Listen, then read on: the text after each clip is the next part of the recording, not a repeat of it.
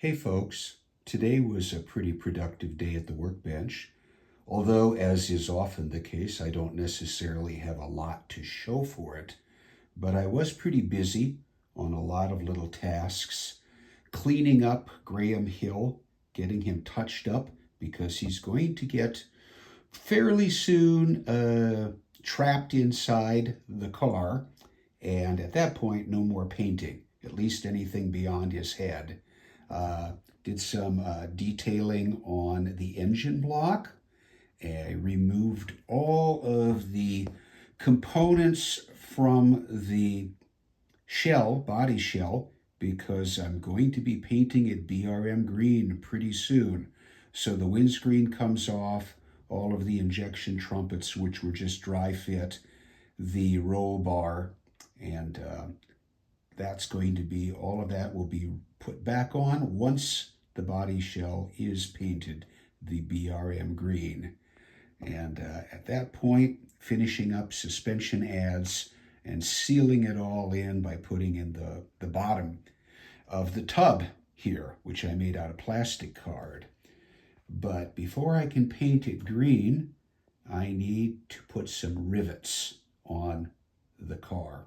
And I'll show you what that's all about, because that actually occupied the better part of my time at the workbench today.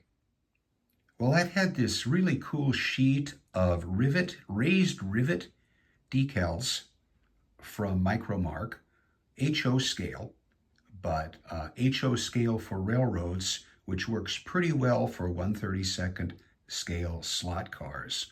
All sorts of different patterns of rivets. And I haven't used a whole lot of them over the years, but I did try them out a number of years ago on a couple of slot cars when I was doing proxy racing series and scratch building. And they worked pretty well. I haven't used a whole lot of them in the last 6-7 years, but what I did use worked pretty well, and I'll show you why I had faith in these decals. So here's a 1964 Ferrari 158 as driven by John Surtees that year. This was a car I scratch built for a proxy series in the UK a number of years ago.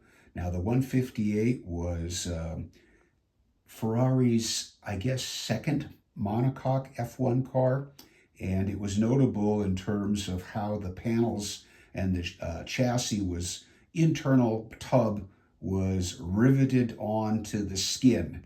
So there were a lot of rivets, but of course most of the shells that were available, with the exception of the Atlas shell, and this is not an Atlas shell, did not have that rivet detail.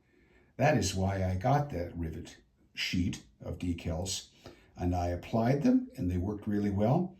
I was so pleased with them that I decided not to correctly overspray and paint the rivets red, which they were, but I left them in the contrasting charcoal, gray, black, just to show off that I was successful in getting those rivets on. This was a really fast car, by the way. When I say that, a fast proxy racer. It was on pole position or the front grid for most of the races. For some reason, on race day, it didn't do as well. But I really liked this car. And I said, okay, 6-7 years ago, whatever it was, you got these rivet decals on this car. Now it's time to see if you can put them on the BRM. Fortunately, the BRM shell has far fewer rivet lines, and that is what I worked on this afternoon. So as you can see, the riveting on the BRM P261 is a lot less than the Ferrari 158. It's basically just a matter of making sure you get the lines straight when you pull them off the backing paper. It works pretty well. These aren't perfect, but they're going to do the trick. So now I've got all of the rivets in place on the shell, and tomorrow I'll be mixing up the green and painting it, obviously masking off the orange nose, and after which adding all of those things that were in the plastic baggie, and then assembling the chassis, putting the chassis into the shell, and then finishing up with a few suspension details. Not all of that will happen tomorrow. Tomorrow will be a painting day.